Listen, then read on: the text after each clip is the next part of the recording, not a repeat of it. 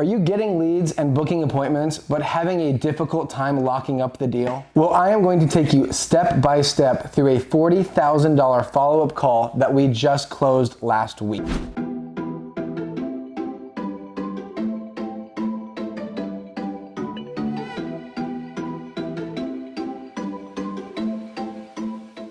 Hey guys, it's Luke with the Viking Boys here, and I'm going to break down exactly why we got this deal and how we were the ones that were able to land. So our team had gone on an appointment about 9 months ago, and the seller had told us that at the time he just wasn't quite ready. He wanted to move forward with us at the time at around $140,000 cash, and we knew that it was going to be a great deal, so we really wanted it, but it just wasn't the right timing. The following is the phone call, and I'm very excited to break everything down with you and go through exactly how we landed the deal. So he had called me back, and this is where we left off for where I needed to make sure that I had it recording. No, so anyway, yeah, so like I said, I think things have just kind of, it's just been very strange with everything that's going on right now. I think that a lot of people are kind of in a strange period where they don't necessarily know, if they want to sell. They don't really know, if they want to hold on to the property. People are kind of hoping right now that it's not going to be back like 2008 when we kind of had the recession. And so the problem is it can just happen so quick, it can hit so quick, so no one really knows. So. Yeah, that's exactly. There's that fear factor. So people are just like, oh man, the numbers are still okay, I should dive out. Exactly. And So right there, you can see that Charlie, our friend, who's selling the property, I'm kind of explaining to him that, things have changed a little bit. And so what this is doing is putting in their brain, their mind a little bit that, hey, there's a chance that our numbers are going to be lower just based off of the, current economical events that have happened, obviously COVID. So it's not necessarily a scare tactic, but you can even hear that he said himself, there is that fear factor with sellers right now of not necessarily knowing, exactly where the market's currently at. Let's hop back in. We've still been buying at, fairly close to kind of where we were before. But being completely honest with you, we have definitely come down a little bit just to kind of make up for if there ever was, a potential, drop in the market in the near future. We just kind of have to protect ourselves a little bit. Oh, sure. Yeah, I'm still, I would still entertain the same offer, having done several improvements, honestly, man. I've done That's what I heard, exterior paint, which is really nice. It's been 25 years. Mm-hmm. Right, okay. We used quality paint. My buddy has a sprayer and does a real good job, and I helped cut it in, but we did a medium gray with black trim. It looks really nice at tops. And I realized after we did that, a lot of people are doing that. Right. Well, there's a lot of gray houses with black trim. It was not our idea, apparently. Yeah, right. It looks really good. Well, yeah, it means you got good taste. Yeah. So another quick learning point here is when you're on the phone with the seller, always be very agreeable. Nobody wants to do business with someone that they don't like. So there's no point in causing any riff. Always stay very positive throughout the entire phone call. He's mentioning how he painted the house and they did a great job. So you never want to say, oh, you should have painted it a different color, or who did your paint job, stuff like that. Just always say, yeah, that sounds wonderful. That's amazing to hear that you did that. What you're trying to do is you're trying to get these sellers to really like you. So by telling them that they have great taste, by telling them that you would do things exactly the same way, it lets them know that, that you agree with them and that you think that they're doing a great job. You never want them to feel like the work that they recently put into a property is going to go all, by the wayside, that they did it for nothing. So this makes them still feel good about the decisions that they made on the property. All right, let's dive back in. Yeah, if you remember how chewed up my back door out to the backyard was, but I replaced all that. In fact, I put a 6-foot sliding glass door in there real nice. I do remember that, yeah. Mm-hmm. Yeah, that's been replaced with a 6-foot sliding glass door that my wife felt should have been one stud over the direction from where it is and where it is. She's wrong. It belongs where it is. Perfect. Yeah, that came out real nice. Good thing. A couple other things I painted interior. I don't know if you remember, I had the brick backsplash. It was all this white, like the whole inside of the house. I do remember that. White. Yep. That's all real nice brick and mortar color again behind the fireplace and behind the sink. We painted the cabinets. The cabinets actually needed again, but we did quite a few little, mostly aesthetic improvements, but basically the same otherwise. Cool. So a seller is often going to tell you all the amazing things they've done to the property. Here again, he's mentioning that they painted the cabinets, they repainted the inside of the house. They did a lot of minor touch-ups, things like that. Again, just make sure that you let them talk. They want to be heard. They want to sit there on the phone with you, and they want to let you know that the things that they did, that they don't want to be shortchanged for it. So just make sure you're always paying attention to that. We're back. And then spending's, basically the same otherwise. Cool. Now, Charlie, you're gonna have to remind me, what was the address of that property again?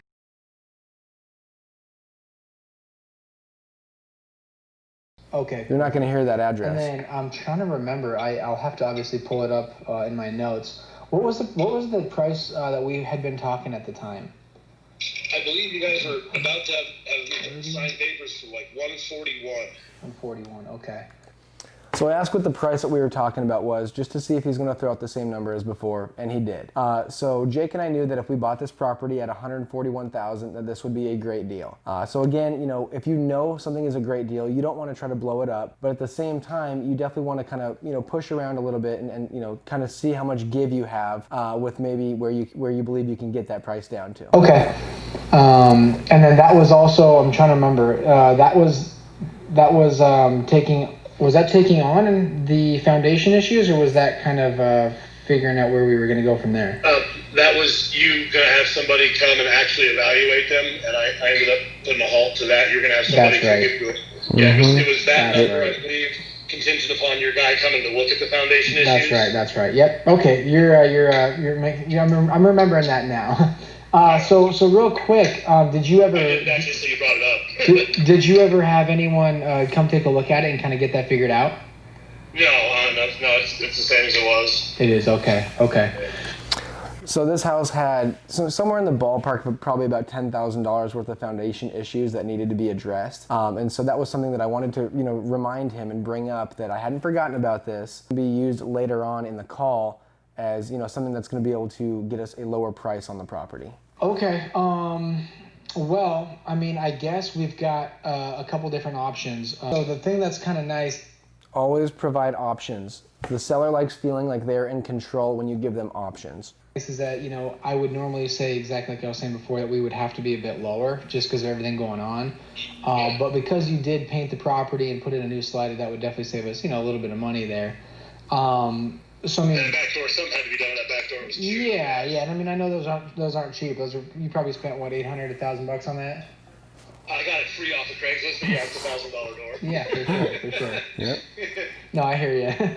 Yeah. So again, I wanted to make sure that that he felt like he was still going to receive pay for him putting in a new slider and for him fully painting the entire exterior of the house. So as a flipper, I am going to come in and I'm going to paint this house and I'm going to put a new slider in the back door.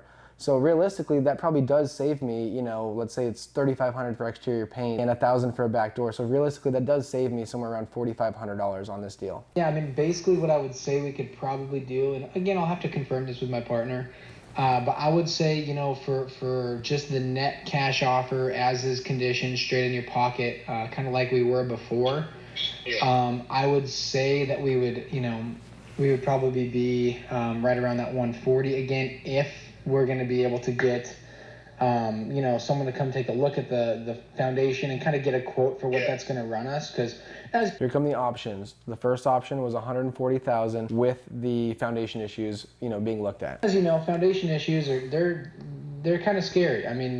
It's very rare that we've had a foundation guy come out and take care of the problems that we've come across in Prescott Valley without the bill totaling over 10 to 12 grand.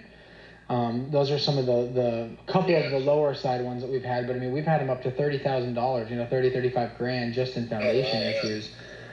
So again, right there, I'm throwing out the 30-35, which is 100% a true statement. We have had, properties where the foundation issues have totaled that price. And so with us doing that, what I'm kind of doing here is just putting it in his mind again that, there is a potential that this could be, a $30,000, foundation issue. I know it's not. I know it's, somewhere closer to probably 10, but at least throwing the option out there that it could potentially be something like that if there was, say something that was unforeseeable that I didn't know about. Which I know yours wasn't probably just based off of me looking at it, I don't think it was a 35. But I definitely do think it probably would be somewhere in the ballpark of about a 10 or so. Mm-hmm. And again, that's one of those things where that you have to get that taken care of, or if you go to sell the house, that's going to come up on an inspection. You know what I mean? Yeah, of course. Yeah. So that's what's kind of nice about you selling to us is that, you can just kind of, because we are buying it as is, you can just say, hey, you know what, we don't have to have an inspector come and check it out. But I mean, we do obviously have to kind of account for that in our price. So right there, when I'm mentioning about the inspector, I'm trying to get him to really push towards going with the cash sale. You know, there's foundation issues. If an inspector does come out, you know, this is going to come up on the inspection report if you are to list it on the market. So what I'm trying to do is I'm silently, quietly kind of pushing him away from listing it on the market. He's already interested in selling it to us anyway, but I'm just pushing those extra wedges in between listing it online. With an agent, I'm sorry. So I would say we could either do, you know, I would be open to one of two things. I'd be open to, you know, maybe saying, you know, 140,000, but then we have a foundation guy come take a look at it. Option one. And whatever his quote is, we can take that off. Or we could say, you know what, let's go ahead and do 130. Let's just say, you know what, hopefully we can keep this around 10. And you know, we won't get a foundation guy out there. We'll just take the chance of saying it's probably going to be around 10. We do it at 130, and then it's as is though. Then you're not having to worry about the foundation. And then option two, taking $10,000 off, giving him the ability to just be able to move forward with not having to worry about fixing them. And then how do we find out what my actual payoff is? Because the way my mortgage reads, it's, you know, it's a little asterisk that tells you like 27,000 whatever. Yeah. And then it says not actual amount, you know, required to pay loan. So it says like 27,000 though, like something. Something like it's usually going to be within about $500 to $1,000. Oh really? Oh yeah. It's usually extremely close to that number. Gotcha. Okay. So you probably right around 27,000. So you would walk with about 100 and change. You walk with, you know, maybe 103. So what I do right here is I'm making it a reality that, okay, if you owe $27,000 on this property, and if we're going to give you $130,000 cash, you're going to walk with $100,000 and change on this property. So I'm trying to be, you know, trying to start making this a reality for him that you could walk with $100,000 in your pocket if you move forward with us. And I mean, again, that's us paying closing costs, doc fees, you know, not charging realtor fees. So I mean, that is going to be a net to you. So that is what you will walk with. Making it seem as easy as possible. So what do we do then? Do I just say, yeah, let's do it, and then I just go get a mini storage and move out? Or?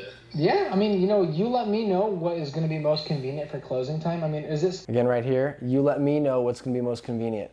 I'm always putting the power in his hands. When you come across as too aggressive and you start telling them what you're going to do and how it's going to go, a lot of sellers don't like that. I keep reverting back to him saying, well, you tell me, you know, this is your call, this is your house, you tell me what you want to do. So just being there to help him rather than pushing him in a certain direction. Something where you're trying to get out of there quickly. I mean, are you trying to be out in, you know, 10 days to 2 weeks, or are you kind of hoping for a month? Yeah, honest truth. Part of the necessity of doing this is my son got laid off early in the COVID thing. And okay. Him and my daughter-in-law have a child on the way in like 4 weeks. Okay. And he's got employment now, but he's $4,000 in arrears on his apartment. Oh no. So yeah, I'm hoping, and I don't even know, I haven't even had a conversation with them, but I'm hoping to have funds like yesterday and save their apartment, because if they're both on the lease, they'll never be able to rent anywhere again. Right. You know, so I'm trying to express this to him. So that's part of my sense of urgency is just get this accomplished. And so let's do this. Let's do this. Let's go ahead and go with let's go on or before a 21-day close, so on or before 3 weeks. And then what we'll do is we'll have title and escrow. We'll have them try to close this thing up as soon as possible. So the fastest that we've ever seen them be able to close a property up is in about 7 to 10 days. So you'll see what I'm doing here is I'm kind of reading what he had told me. He wants to close quickly. He wants to make this an easy process. And so I'm kind of setting the whole thing up for him and kind of getting it to go the direction that we want it to go without him really, you know, kind of having to think about it. So, I mean, basically, if everything clears title, you know, if there's no liens on the property, if there's no back taxes, all that kind of stuff. Awesome. Well, that should be good. And then we should be able to close this in maybe, you know, a week to 10 days. All right, cool. And then you guys just do an electronic transfer into my account, or how does that work? Yeah. So title and escrow takes care of everything. You know, they handle the whole transaction. So we use either Yavapai Title or we use Fidelity National Title. Those. Again, making him seem as if he has options. Those are the two companies that we use. So we'll just pick one of those. They hold the funds. They take care of the whole transaction. They're a third-party company, so they've got your best interest in mind as well as ours. And then they ask you how you want your funds, if you want it in a check or if you want it directly deposited into your account. So that's your decision. More options. Okay, gotcha. Okay. Yeah. So let me ask, what is your email address, and I'll get this purchase agreement Plug your ears for me. drawn up and shot over to you. All right.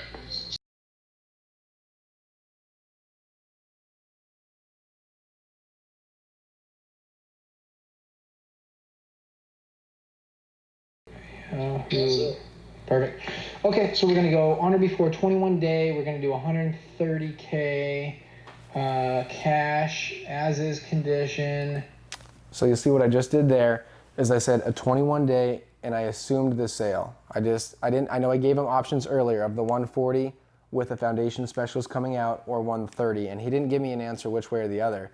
So I assumed the sale. I said 130, 21 day close on or before.